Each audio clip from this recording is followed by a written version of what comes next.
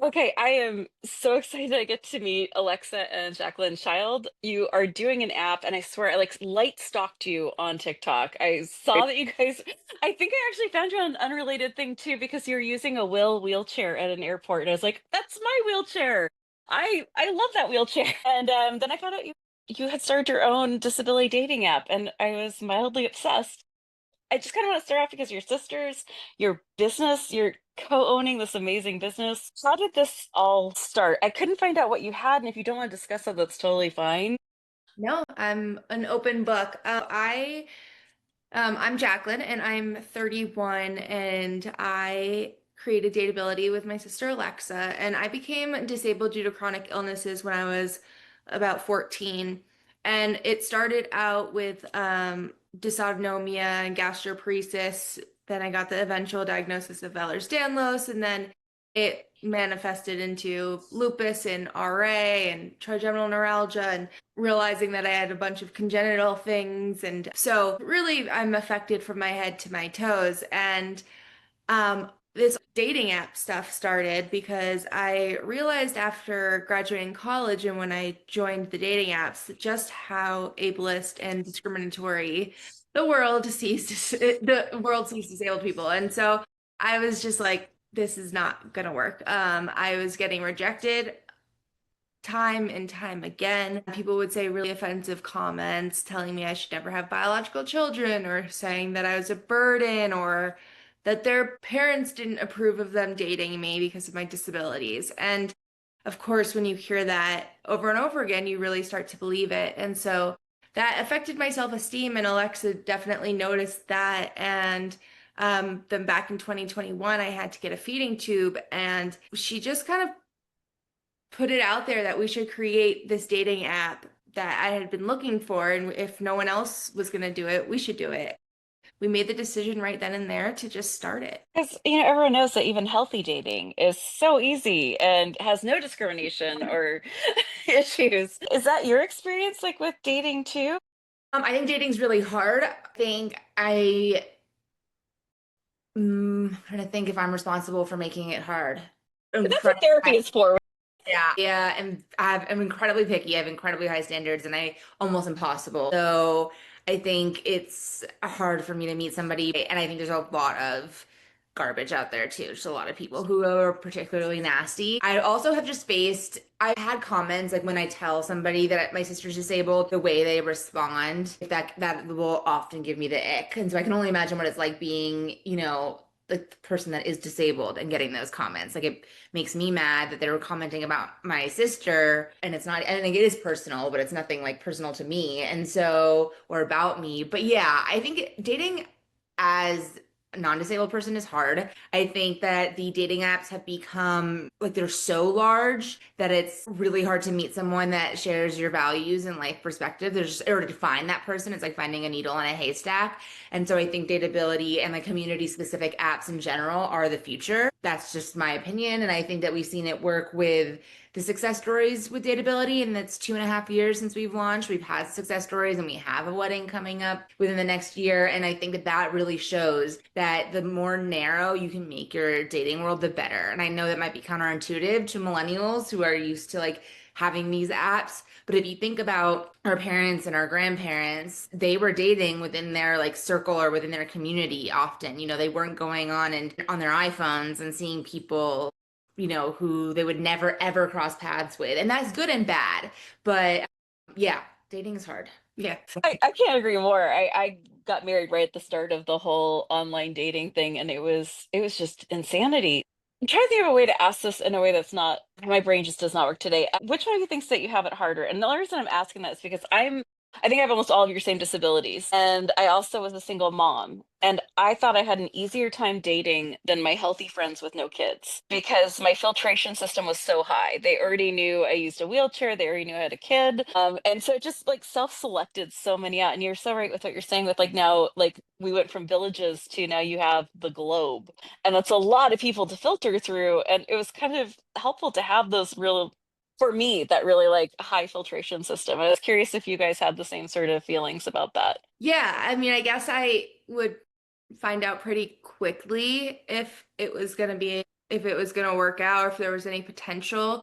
But I think Alexa had it easier. Yeah. I don't get rejected because of something that's like inherent about me. Yeah. That I can't control, that's like really not an issue. No one is saying like I'm rejecting you because you're disabled. I don't get that. Yeah. It's just such an eyebrow raise for me because we now understand with so many different studies how many, especially women, get left when they become disabled and their spouses. And it's almost like it's nice to know that my husband was like when we were friends, like took me to the ER and I didn't have to worry about him like leaving me there when we were still friends. And so it's almost like a, I don't know, I just worry about people like that because my disorder has a 60% divorce rate. Yeah, and that happens, that's like the thing that people don't understand is that disability and health issues can come at any moment. And just because Yeah. someone's healthy today doesn't mean they're going to be healthy tomorrow and non-disabled tomorrow. And so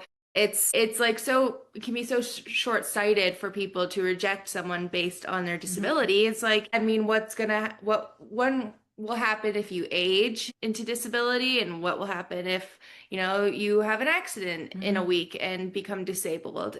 So like it is really fragile and something that I wish more people realized, but they don't. And our dad became disabled,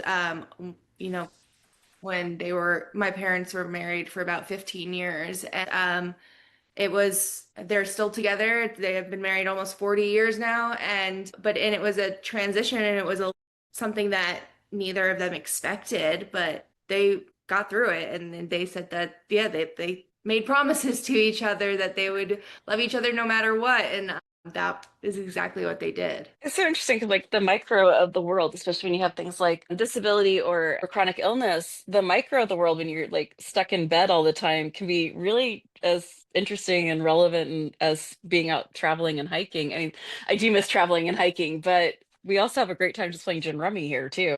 Yeah, I mean, that's what have always said is that like I think a lot of people had always said, "Oh, like how do you do it? How Yeah. do you keep a smile on your face and whatever?" And I'm like, I just like find joy in almost everything. Mm. So I look forward to the cup of coffee that I drink every morning, and if I see a really cute dog on a walk, then that gets me excited, and I think that's a really important thing. And I also think like disabilities are so diverse. There's psychiatric disabilities, there's intellectual disabilities, and then even physical disabilities or chronic illness. Like people are active or traveling and disabled, And I mean, God, we're out in Colorado, and a lot of the disabled community out here is into extreme sports, and they are more active than I am. They're always, they're biking, they're skiing, they're all the time.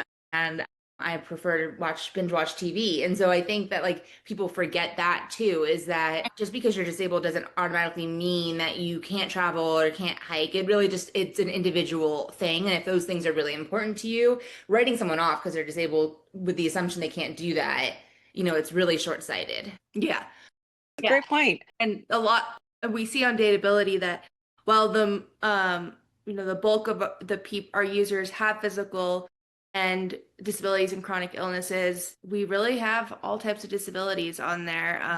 Autism, psychiatric disabilities, chronic illnesses. And so it's really just a very diverse place.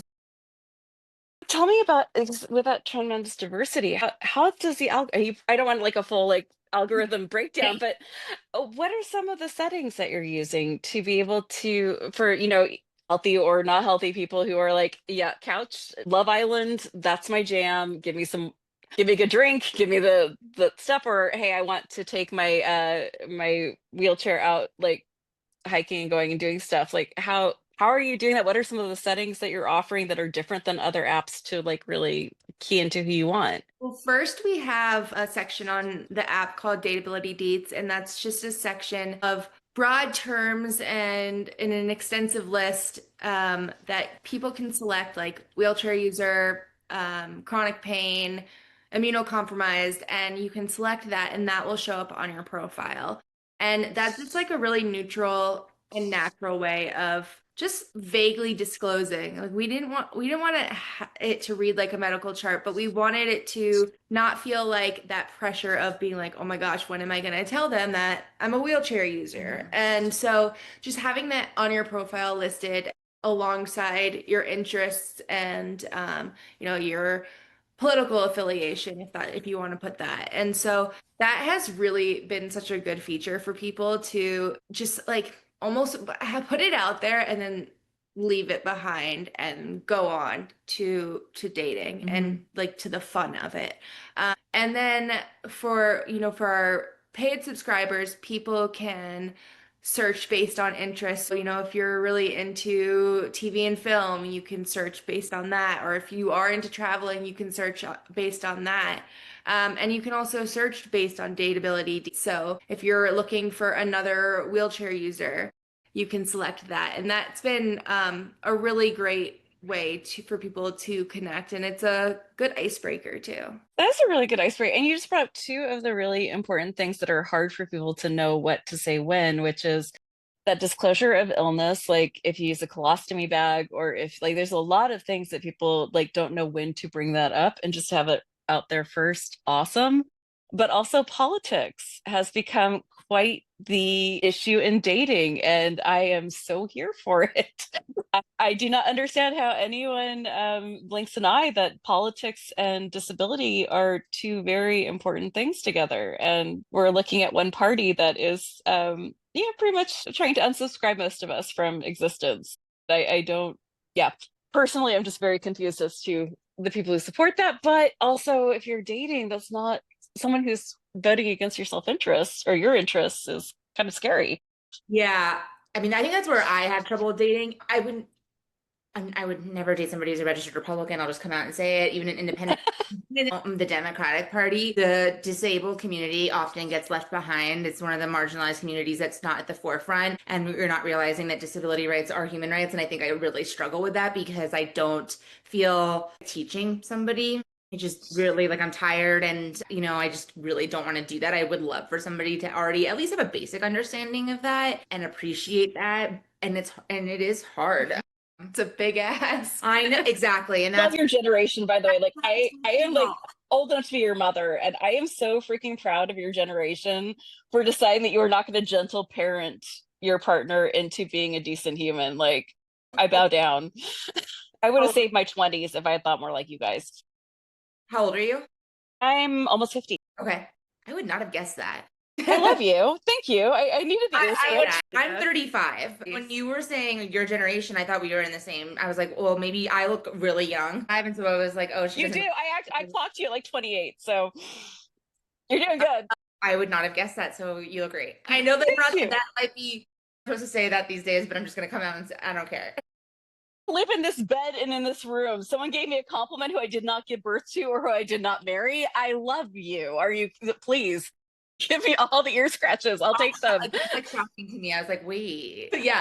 No, I gentle parenting or parenting at all of my partners, not something I want. And yeah, like I said, I have high expectations I'm an attorney. I'm always in the public sphere. I've worked with marginalized communities my whole career. And so I know that I'm in a unique position to have this understanding. But man, people do not see outside of themselves anymore. And it's a frustrating thing. I think that Datability does a really good job of like uniting people that do have that understanding. And if I could create like a app for progressive people who like value the same things. If I could go so specific, I'd probably find my person, even if they don't live in Denver, like if they live in the UK, whatever it is. But I think that's what Datability is doing well. You're making such an important point. Like I haven't been on the apps and like our youngest is starting college. So it's been like what, like 20 years since I've been on the apps. But I remember being on the apps thinking this is not helpful. I don't care how tall they are. I don't how much money they make is not nearly as important to me as how much they spend or how much they are aligned with their job and their values. Like there's just nothing without values being the same. And that wasn't something that was coming across in those dating apps with those questions. What are the questions that you're asking in your app that you are really proud of that you're like, I think that this actually helps get to that match? I think the Datability needs section is is like the one that we're really proud of and that has really like been the most unique to us. And it's because that disclosure aspect was so big for me, and like that was something that I didn't know how to do. And then it also held me back because I was worried about having to do it. So I was like, why would I even put myself in this position? And just like, I guess giving people permission to be themselves is very freeing, and I think it just really allows our user base like to connect on that level of a place where like we're constantly being judged for this particular thing, and now it's not even like we need to be proud of it, but it's just like presenting it as a fact and being neutral as like a norm, as like yeah, as a norm to be expected. If you're joining, expect that the majority of users are going to come, you're going to come into contact with are disabled or chronically ill, whatever that may look like. And I think that the rest of society does not go into a situation expecting that. Like we've had accessible bar crawls in Denver, and so we'll have like a group of, gosh, it's like 30 people. A lot of them were wheelchair users because of the other app that we partnered with. And just to see like 30 wheelchair users cross the street in downtown Denver is like that expectation. Like, yes, that is reality. Statistically speaking, it's the world's largest minority, but you don't see it, especially like not all at once. And so changing that expectation to expect people to be disabled has been very freeing for people. And it's a game changer. I love that. For so many reasons, like the first thing is like just getting ready to go somewhere is exhausting. Getting somewhere is exhausting. You really don't want to waste your time there or your energy. But you make such a good point about the lack of visibility because we are a huge population, but no one knows we exist because of the lack of accessibility. I love that you're not only like helping connect people, but you're also doing events that show people in Denver, like, hey, there's a parade right out there. Yeah, and it's like when we were at a bar, a woman came up to us and she was like, "What? Like what is all of this? Like I'm so curious. Like why are there 30 people who use wheelchairs here?" And we were like, "Oh, it's just an accessible bar crawl. We're promoting accessibility and diversity." And she was like, "That's really cool." It's like, "Yeah, because it like I mean, we're not in the mainstream media, and if we are, it's one person who's like a small plays a small role in a film, um and like people just completely forget that disabled people exist and go out, and that we are They can go to bars very and average drink. people. Yeah. You bring up such an important point of the media. And when I think about like disabled love stories, the first one is always that Eddie Reminer, as not remember his name, the Me Before You. Yeah, yeah. Yeah, and it's like, okay, so we don't get to have sex. We are basically sexless but still attractive. And we just want to die for you, like as quickly as possible so that you can go off and live your life. And it just makes me want to vomit. Like it's so frustrating. I've never seen that movie. I have. I've never watched it. It keeps coming across my FYP page. I did a quick look on like what it was about. I'm like, I have zero interest in this bullshit. It often like It's like a it's like martyr. yeah, it's the martyr Mhm. caretaker caregiver Yeah. that you're saying The for. bell jar and the butterfly. Like I can just like list all the disabled love stories I know of, and all of them are like, please, disabled person, shuffle off the mortal coils so that your healthy person doesn't have to keep taking care of you. Yeah, and yeah, it's really frustrating, and that's like a hurdle that really got in my way is that I think that a lot Mm. of people I would meet would assume that I like needed a caregiver, and that is a real thing for people with with some people with disabilities, but it wasn't my reality, and it was like I couldn't prove that enough. Like, no one could understand the fact that I have invisible disabilities, so that no, like this is actually something that I deal with 24/7, and I've had 40 surgeries all over my body, and but yes, like you would not be able to tell if you just saw me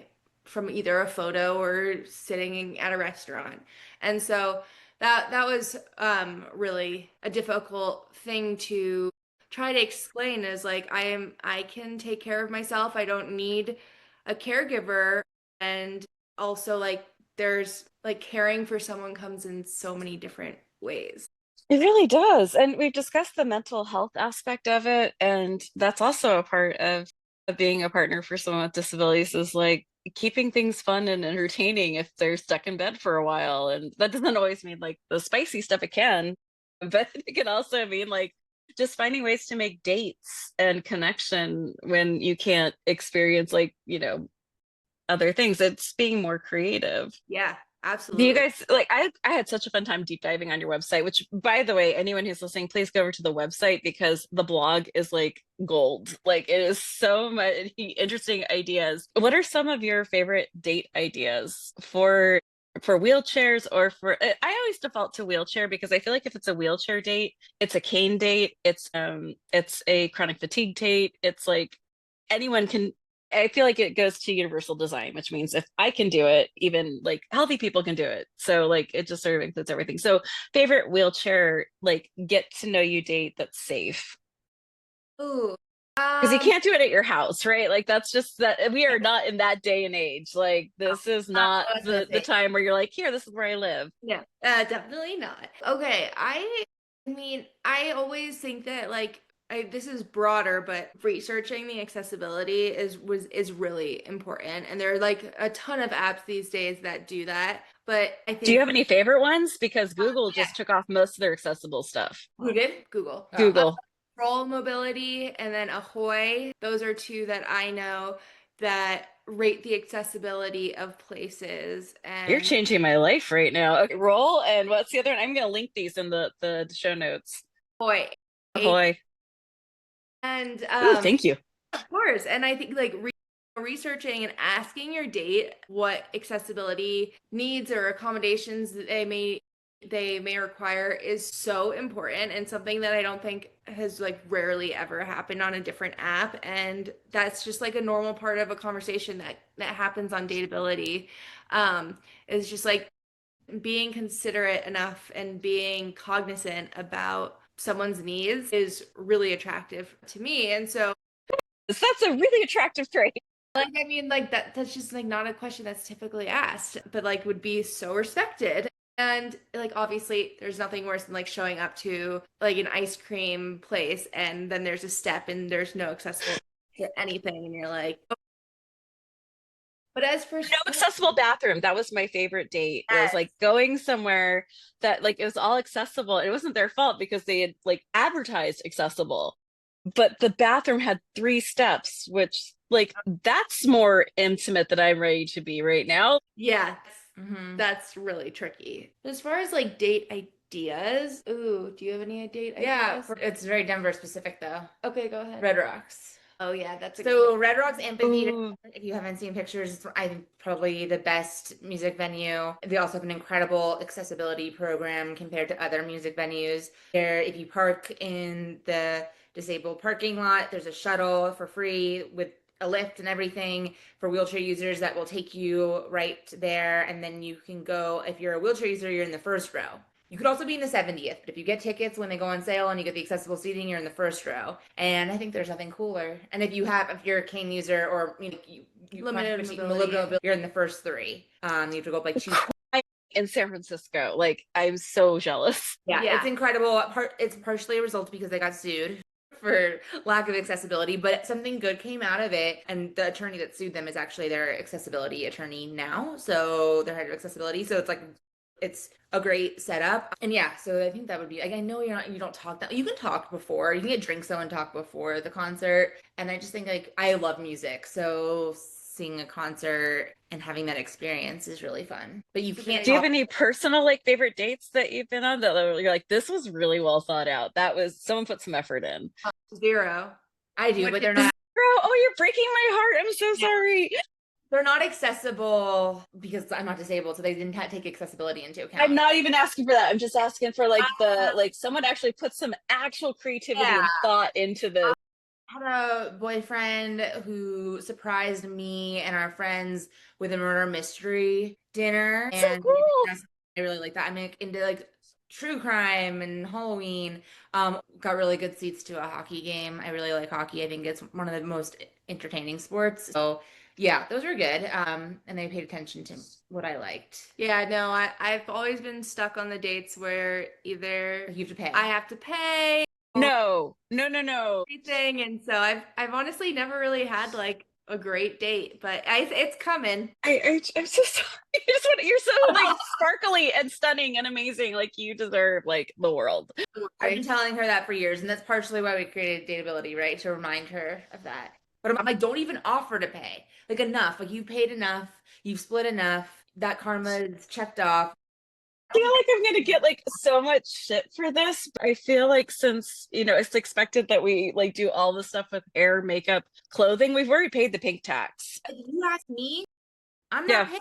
exactly. Whoever asks pays is Yeah, should and be so the I don't rule. even offer. I just when the check comes, I just stare at them. Comfortable silence. You're a lawyer, so you know this. I'm a mother, so I know this. Comfortable silence is your best friend to getting shit done. Like just the blank stare with the soft smile. You can Yeah. get anyone to confess anything or get stuff done. It's amazing. It's a superpower. No one likes that silent discomfort. Yeah, including the person who has to do it. So I hate it. I want to break that silence more than I can tell you, but I've seen the effects. You can know who broke what, who snuck out, who did what. Like it's amazing. Skills. yeah. So what is it like running a business with your sibling? It's actually really great. I think it's not for everyone. It depends on your relationship, but we've had zero problems. Knock on wood. Yeah, we pretty much on everything. If the disagreements are minor and they last 5 minutes, like if anything, it's just like a conversation, a differing of opinion. Yeah, and it's really great doing it with a chronic illness because she understands. Like she understands that it'll be 1 o'clock in the afternoon and I'm gonna go take a nap and then like I will get up and do things and the flexibility is really wonderful being able to do it with your sibling and it's also just very comfortable. We can talk to each other about anything. We're not afraid to say we disagree. Yeah. We were just on a Slack thread with our tech team and I said, I think I disagree with you, but let me think about it. And then she said, no, I'm telling you, this is just my opinion, but I'm telling you I think I'm right, but we can talk about it later. Yeah. And like there's no hard feelings. I'm not like upset. Neither of us are upset. We're just So how does that work with it? I'll talk. I'm fascinated because I think this is important advice even for like people who are married, people like parent child, like anything in relationships works every which way. So I have the issue of ADD. I will forget what I said earlier. I also am exhausted. So if I get pushed back more than 3 times, I tend to fold all the time because I'm just too tired. How do you maintain to make sure your voice is heard? How do you maintain your voice is heard? And also that you're both able to compromise while understanding someone can't fight as hard as you or fight in the same way that you're used to fighting. I'm sorry, that's probably phrased wrong. I don't think I think I'm very aware and I won't do that to you. Like make you fold. No, no. She loves the last word and like I stop. I'm like a person who will cut off a conversation, like work or what otherwise. If we're in a heated conversation, like I'll walk away from it and that's fine. And that's like the last thing you want to do. And you will just like keep blabbering and blabbering and me not answering makes her even more mad. And so you don't like this. But I guess I mean if we have a differing of opinions, I won't. No, you don't pressure me into thinking one way or the other. I won't try to like out opinion you knowing that I have more stamina than you. Like I won't do that. No. And it's hard because she's always had more stamina in defending and advocating than me. I'm just naturally the quieter one and You're the younger one, aren't you? Yeah. Like I've always had her to defend me and so I haven't learned really to speak up for myself as much. Like I'm like my sister's got it. Who became a lawyer? This is really Yeah. But I mean, I think it's just like we make a good point to really see each other's opinions and point of views and like even if we don't agree, like to see how they got there is really important. And I think Jacqueline does a lot. I still have a full-time lawyer job. And so Jacqueline does a lot on the day-to-day, like micro level stuff for the app. I'm always there for the big decisions and everything. And so a lot of times I just will hear her out. And if she explains it to me, I trust her. I'll default to her because she probably like knows best because I'm not always paying attention because I have another job, which you're very understanding about. Yeah. So it works. Communication. because you both have a disability in a way for this app that and we can give your full physical and emotional and creativity to it. Do you see if I can phrase this correctly? How are you able to divide up work when you have a long-term health issue? Like you had multiple surgeries. I don't know if you had the surgeries while you were running the app, but I'm very curious, and this is not me trying to get free advice at all. I'm running a podcast network by myself and suddenly having massive health issues that I can't do things for months on end. How are you able to keep things going when it's days, weeks, or months?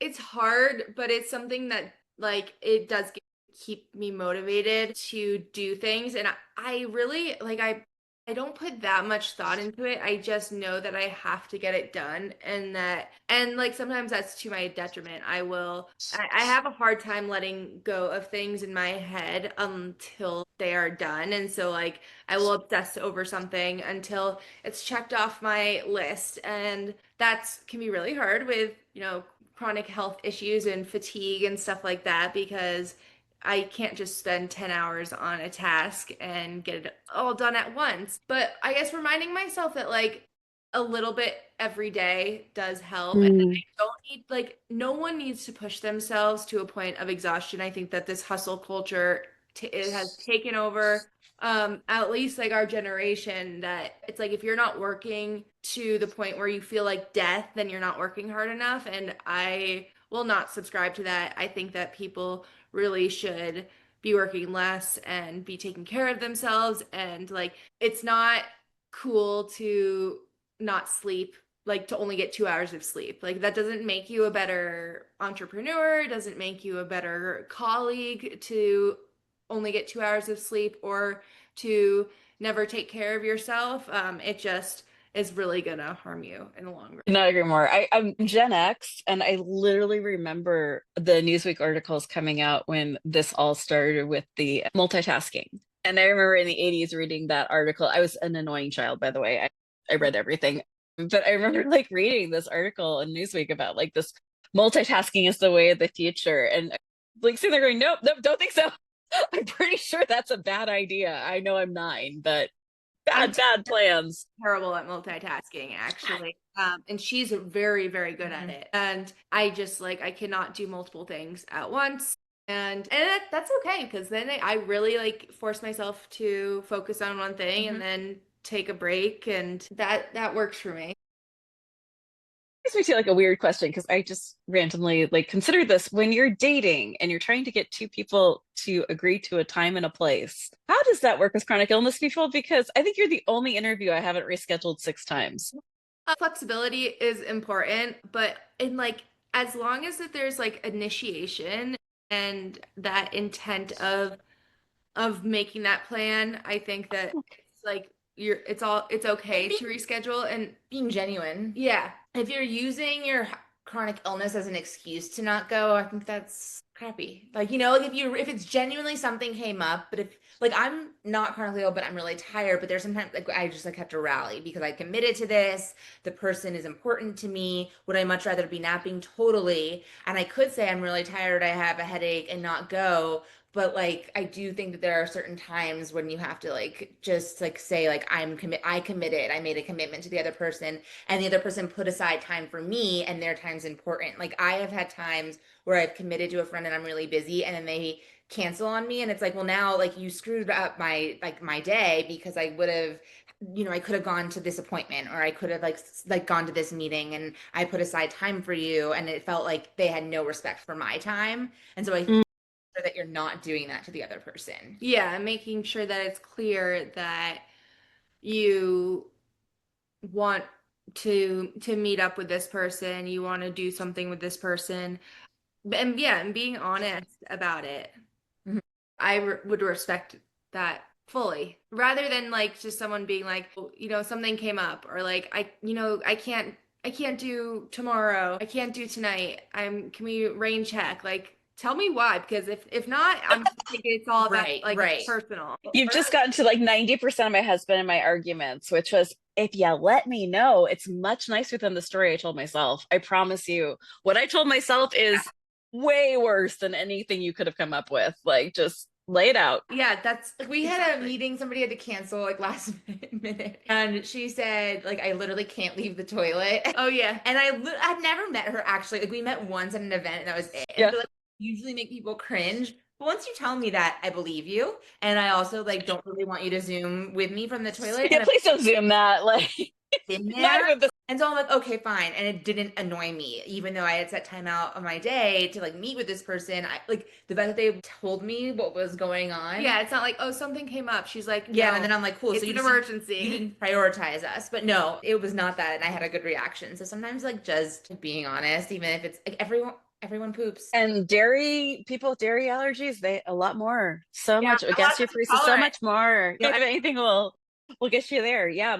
So if this is too into the weeds, just tell me you want a different topic. But I know that there's a lot of us who are disabled who are at home who are trying to figure out either purpose or money, sometimes both. And I want to know about how you were able to build something like an app, because that's a really interesting idea. And I'm sure that there's probably a lot of disabled people right now who are at home who are like, I have an idea for an app. There's something I would like to build. Please build more of this Ahoy and roll. Yeah, the more of those apps would be great. So how does that work? How did you go about that? How did you collect a team? As you have a really good team. I was looking through your about page and it looks like those people are very committed and very good at what they do. And your UI is excellent. Your website is super easy to navigate. Like I was very impressed. I worked in the Silicon Valley for like 15 years, so I'm weirdly obsessed with UI. But how did you build this team? How did you get everything together? How did you get through all the paperwork? Like, paperwork is what is going to kill me someday. You can just give me like the rundown on how that all worked for both of you. I'm sure you divided it up, but I know there's people at home who are like, I really just need a basic explainer.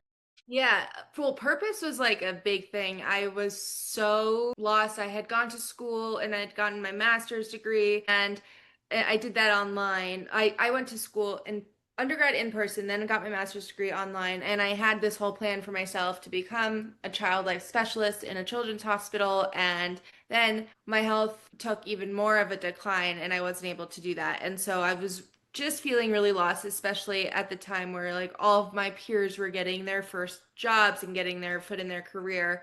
Um, and so that was really hard. And it was also hard to date on mainstream apps, telling people that I wasn't working and them asking, like, what do you do all day? And then like it was inevitable that I'd have to tell them I was disabled kind of right off the bat. And so it was really tricky. And so when we thought to create Datability, I really just like put my whole heart into it. And luckily Alexa's a lawyer, and so she was able to just like easily set up an LLC, and we got that taken care of. And we got some help from our family and friends as investors, and we're able to build our first app. We connected with people in the Denver area who were in the tech space, and they helped us get our first version up and running. And you just sort of meet people along the way that are willing to help. And I definitely underestimated the amount of people who are willing to offer their help and who will connect you with people, because someone that we connected to, they were like, we expressed that we were looking for some new engineers to build our app, and they said, oh, we know the perfect people, and we brought those people in, and they are working with us, and they are incredible. And so that, but I mean, also like I quite frankly have had multiple mental breakdowns over taxes, and like Oh my God, yes. needed to get medicated. And I was like when the psychiatrist was like, what brought you in today? And I was like, taxes, and like the fear that I'm going to jail and not like realizing I'm doing something illegal. um and she was like, yeah, okay, you have anxiety. And so like finding. Sorry, real quick. We have an international audience, and I think that a lot of them are like, wait a minute, what? No, we're in America. We do not get a nice little postcard that tells us how much we owe. We get to play the most insane game you've ever heard of, which is they know how much we owe. We now have to figure out through 1,000-page tax code what that magic number is.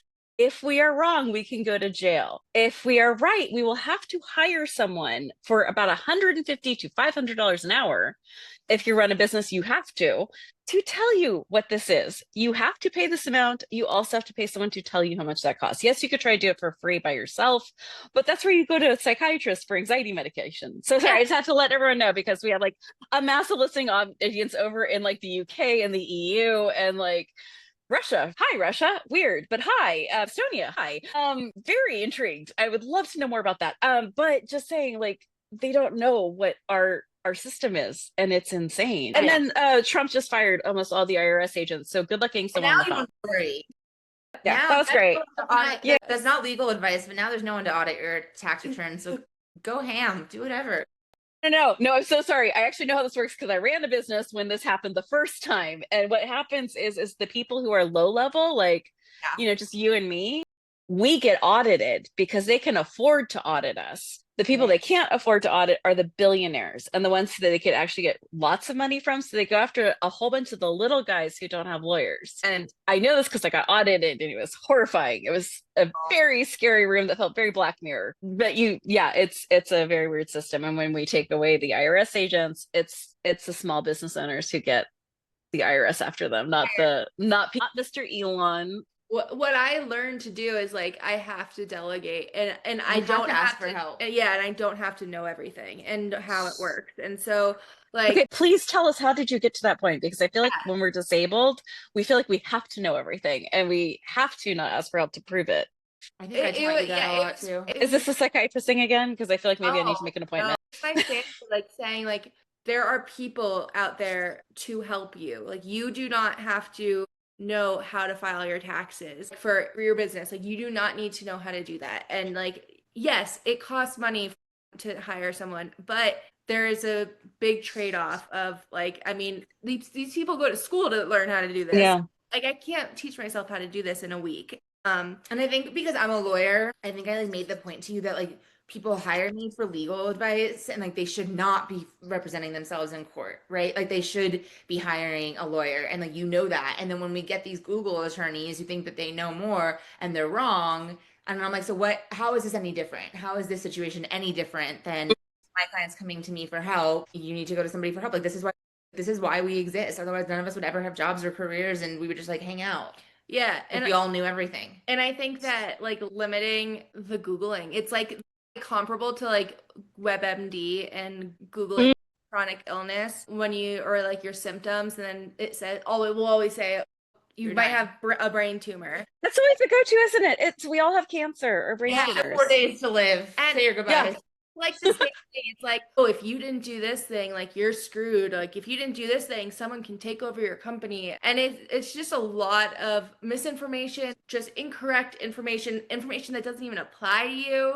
And So it's like fear mongering a little yeah. bit because I always say that yes, ignorance is not a defense. Ignorance of the law is no defense, and that's true. However, like usually when it comes to taxes and IRS, like they will give you a chance to correct it if they know that you didn't do it on purpose. If it was an honest mistake, it might cost more. You meant it to pay a penalty, but like you're not gonna like go to like you're typically not gonna go to jail. I was like they don't want you to go to jail. Yeah. So, but You're not their target. It's hard, and the getting on medication helped tremendously to the point Amen. like I was really happy that I made that decision because I was like I can actually function and worry about the things that actually matter and not the little things that my brain will spiral on. That's we're definitely in the middle of in this house learning how to do breathing exercises on the spiraling. The world is not helping, and I feel like you just described my FYP page of like you should know everything, but none of us are experts. Here's a puppy, but the world's ending. But yeah, sorry. It was a fun day on TikTok this morning. Was quite entertaining. Was there a tool that you felt really helped you in building this app? Be it like Fiverr to find people, or Yeah, if there was. I think like finding people that come recommended. I think you need to have to start building a network and we didn't know what questions to ask. And so Oh, tell me what the questions are that you figured out were good. to see references, to see their portfolio, to make sure like they understand what you want and they are able to do it. And they're not just like, yes, like nodding. Because that's what happened to us when we first started. And then we got the app and it crashed and it like literally was terrible and Jacqueline cried for hours. We had to like part ways with that person. And I said, I don't think that they don't have the skills to complete this and they agreed. Why didn't they just say something before? I don't know. But if we had asked like for like references or their or past applications that they had built, we would have probably been able to tell. So that's our bad. But coming recommended is always best. But see, but like we got our MVP from a group of people that did not come recommended. We found them and we did ask for previous apps, and we knew that they could at least get our app off the ground. We ultimately hit the ceiling with them and couldn't grow anymore. And then by that time, we had already made enough connections to find our team now. But like we knew the second time around, like at least baseline questions to ask. And we knew that they weren't going to be our forever team either. So I think intentions, like understanding everyone's intentions is helpful as well. Yeah, and also understanding that like everyone that no one knows everything and that it's okay if people do make mistakes and people can get better at their job, and just giving people a little bit of grace is important. What's your favorite lesson about running a business and being a CEO of other people? Because I feel like that's a skill that maybe not everyone just innately has. And it sounds like you both started from a place where you were not bosses running like a whole show before. What's the thing that you are really proud of yourselves for learning? I think I'm proud of just like being able to put my foot down and speaking my mind. I'm definitely a people pleaser. And so just being able to like confidently say something is important. And also just like I've learned so much. I never thought I would need to know or want to know any of these things, but I've just learned just a lot, like all of the intricacies of about running a business. I have the opposite learning because I've never had an issue speaking my mind. I'm so jealous of you, by the way. I wish I was more like that. Learning to have high expectations, but like still be kind. Like you can expect good work and not be a monster. That's a really important skill. Like, how do you, I want so many more details on that one. Thank you, I think. And like we appreciate you. Yeah, How do you show appreciation? Is it just a verbal thing or is it? It can be verbal. If we see them in person, we can treat them to dinner. But I think a lot of times it's verbal. I'm a words of affirmation person, right? So for me, words like really do matter. They really mean a lot. And so if somebody tells me like, thank you, I appreciate you, I believe them and it means a lot. And I think when we're all remote, that's like the words are the best thing you can do. But I don't get like this toxic work environment. Like I think that people produce the best work when they're happy and when they feel like they're appreciated and their work matters. And so making sure that everyone knows that their work is appreciated and it matters while also expecting good work is the magic key. I mean, I have friends who work in toxic work environments. I have worked in a toxic work environment, and now I'm in a non-toxic work environment in my legal work where I know that I am appreciated and my work matters, and it makes me just want to like work even harder. Yeah. And so I try to replicate that feeling in Datability. Do you have any advice on how to build a network when you are stuck mostly at home? The internet. Yeah, the internet is great. It's Look really what we The internet is very big. I'm gonna need a little bit more advice than like cold emails, cold DMs are totally fine. Did you just go on LinkedIn and find people? That's how I read it. Yeah, that's how we found pretty much everyone that we've worked with. Like we've just connected with them on LinkedIn and then say like, hey, we introduce ourselves and we kind of tell them what we're looking for and we have a meeting. And even Instagram, I mean, the opportunities that have come about from the internet for us has been incredible. There are like threads for everything on Reddit. People are nice. Like, I think when we were first launching, I think I asked a question on like the startup page of Reddit, and people actually like respond and are well intentioned. Like they're good people. Yeah, you have to like use the internet to your advantage. But LinkedIn is actually still good, and Instagram and TikTok. Just you have to know, you have to like make the effort. And yes, it takes time and it takes energy, but you will get there. And you don't have to get it right on the first try because maybe that person isn't what you were looking for, but maybe they know somebody. Yeah. That's the thing that I think that people don't remember is the follow-up question. Even if it's not going to work, the question of do you know someone that would actually work is one of the best ways to get stuff done. Yeah, absolutely. We've had a ton of people who have helped us that way. I miss Twitter. Back in the day, Twitter was like where I could find almost everything I needed. I could connect with everyone, and then it became a hellscape. So I'm trying TikTok. We'll see how it goes. That's how you feel, probably. The opposite. Well, Twitter. About Twitter. Yeah, I wasn't on Twitter as much. I started to join Twitter when like when it was hell, so I have nothing to compare it to. Sorry, it used to be an awesome place. TikTok is like my nightmare. Like I can't get behind the app. Like sorry if the founders of TikTok are listening. TikTok has become crazy. Like last year it was a very different experience. This year it's kind of shocking. No frame of reference. I've never been on it. So all I know is my mom will send me a lot of TikToks throughout the day, and I'm like, please stop. This is what I do to my children. I feel for your mom so much. It's like my love language of, baby, I was just thinking of you. This is a car I thought you would find pretty, or like it's like my easy way of reaching out. 1 out of the 6 to like view, and that's it. That's my son and his girlfriend probably are like at the 1 out of every 8 they'll look at. But I told them like, you don't have to respond to me. It's just me saying hi. Like that's all it is. It's us old people. We're just trying to like reconnect and say hi, and we miss you and like our subtle little ways, because yeah, otherwise we'll call you and you don't want that. I actually think I prefer. Really? I learned that if I text my son, I get a letter back. It's either an O or a K, and that's it. That's the only response I get. But if I send him the right TikTok or the right like Instagram post that he's interested in, I might get a conversation. Far different. We've been trained. This is not all our fault. I'm just saying, like, we've been trained into this. So sorry, I've kept you for over an hour, but I do have one question I ask everyone. And it's just a random thing I learned from Tim Ferriss, which is, what is your favorite purchase for under $100 that actually helps? Help. Is that just a question for Jacqueline? It's for anyone. Like it could be anything. I do not care if it's a movie, anything. For me, it's a physical thing because I got a full body, and I am not sponsored. It's a full body Sealy thing that goes over the bed, and it has 2 temperature controls, and it's a full body heating pad. And I don't survive without that thing. And it was $90. My favorite thing in the world, next to kids and pets.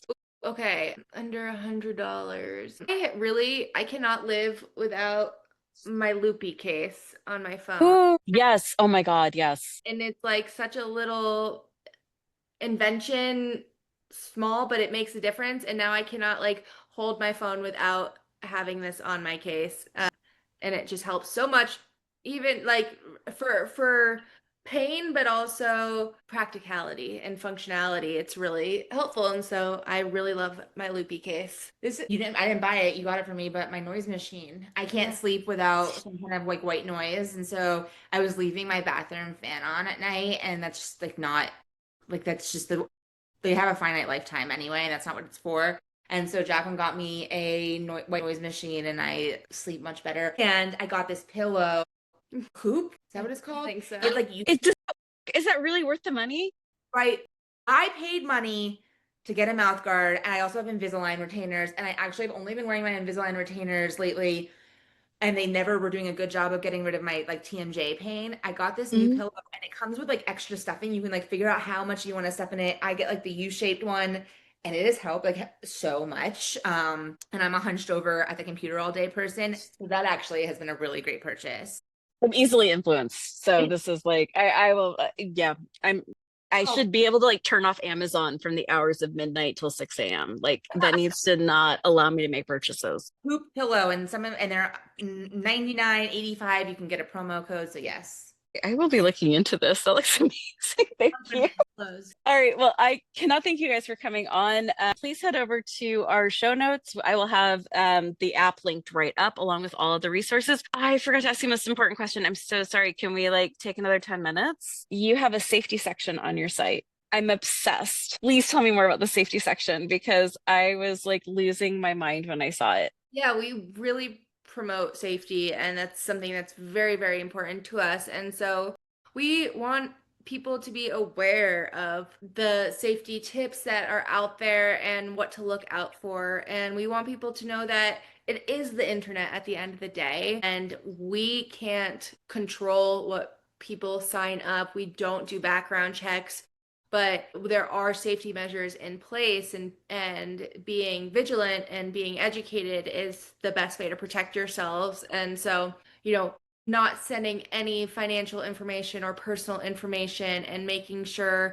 that you don't include specific details on your profile, like the place where you work or your address or even your children if you have any. It's really important. Can't we tell that to all the men on like as I say, it feels like a male like thing whenever I see like the posts on stuff, and it's like, why are you putting your kid in this? Because they want to like appear like they're good with kids. I think it's good, but then I'm like, you just posted a picture Privacy issue. like of your nephew. I'm like, did you ask his mother if you could put his face on a dating app? Like, I hope you asked. But I know. Yeah. Sorry, that would just give me such the ick when I see anything like that. Like, kids, I think that's important information to disclose, but you don't have to like put pictures. no, I have a sister who's dating, and every time I sit down with her, I'm like, what the fuck? What the actual fuck? Sorry, back to what I'd actually asked you about. Like when I was going through, and I don't want you to undersell what you did, because you made this incredible page that lays out very specific things that can happen to disabled people, like devotees. I'm not going to explain it. Look it up. Go to the website and look up the help site. There's very specific issues for disabled people that if you have not been dating in the disabled world for long, you would not necessarily be aware of. So this like laid everything out so clearly, easily to read, with tremendous resources at the bottom. And I will absolutely have that link in like directly to that page. So I just think that everyone needs to look at that. Even if you're healthy and you're dating, this gives you a lot of good advice. But man, if you're sick, I would not date without reading that page first. And I just want to say that in July, we're coming out with a rewritten, revamped app, and that we are available in Canada, North America, and the UK, and we will be expanding to the EU once like this launch comes out, and we, I'm so excited for you guys. I just wanted to say that since you have a large international user base. We do. I wasn't even sure if this was and this is my bad for not asking you guys on how international you were or how national you are. Yes, UK users join, and right now you're seeing basically the first version of the app, but the new and improved version is going to be coming out in a matter of weeks. That's so thrilling. Thank you so much for your time. I really appreciate you guys. Hopefully I'll have you back again when you have more changes on the app, and if there's some like very important thing you want to discuss, open door. Would love to chat with you two again. Thank you so much for having us. Literally anytime. All right, everyone, be kind, be gentle, and whatever it looks like to you, be fierce.